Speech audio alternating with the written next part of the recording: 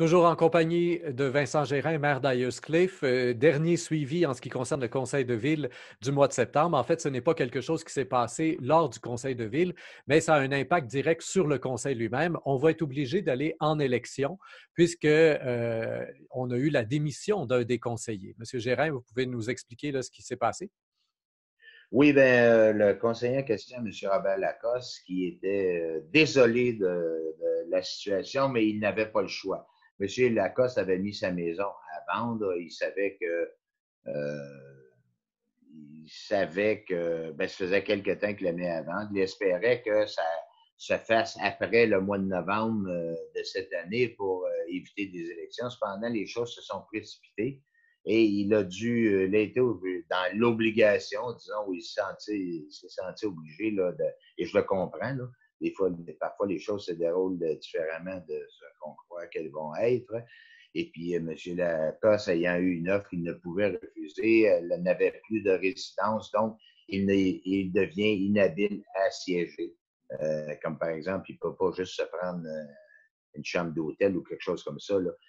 C'est une condition primordiale au fait d'être un conseiller municipal ou un maire, un élu municipal, de résider de façon permanente dans sa municipalité. Alors, M.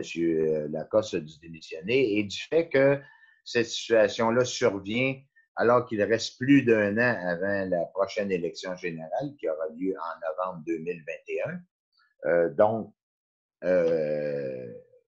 donc, on devra aller en élection. Alors, les annonces seront faites dans les prochains jours, là, quand les brefs d'élection sont déposés, etc. Là.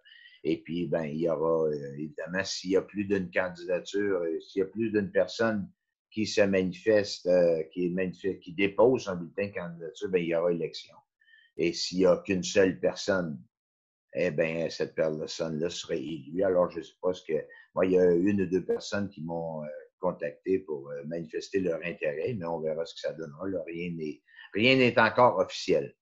Est-ce que, M. Gérin, est-ce que des démarches ont été faites auprès d'Élections Québec pour savoir si, étant donné que, bon, on est à 2 mois de ce fameux 1 an, on est à 14 mois au lieu de 12, et étant donné aussi cette fameuse situation COVID qui vient toujours tout compliquer et qu'on peut comprendre que ça viendrait compliquer aussi la tenue d'élections avec toute la désinfection que ça implique, et là, ça coûterait plus cher, alors qu'au final, l'élection aurait lieu quoi? Au mois de novembre, 1 an avant les élections municipales. Alors, est-ce que des démarches ont été faites pour savoir si on pouvait être exempté vu la situation actuelle? We did not. We did not because we know that UMQ, l'Union des municipalités du Québec, and FQM, Fédération québécoise des municipalités, did so. And, they're powerful enough that if it doesn't work with them, well, as far as we know, until today, as of today, it doesn't work. So it means no, government says no, there will be election. And there's some other municipalities in our situation too that requested the FQM and UMQ to make some démarches, so that it would make an exception for this year. But it doesn't seem to work. But us, ourselves, we did not. We just follow what's going on with these two important associations that are much more powerful than one village alone. Très bien. Alors, on peut s'attendre à ce que sur le site web de la municipalité, j'imagine, apparaisse là, officiellement d'ici quelques jours tout ce qu'il faut Les prochains savoir jours, pour la déposer prochaine sa semaine. candidature. En effet.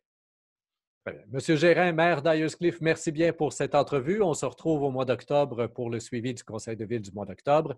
Quant à vous, chers auditeurs, je vous invite à faire circuler les entrevues du mois de septembre. Au microphone, Rémi Perra.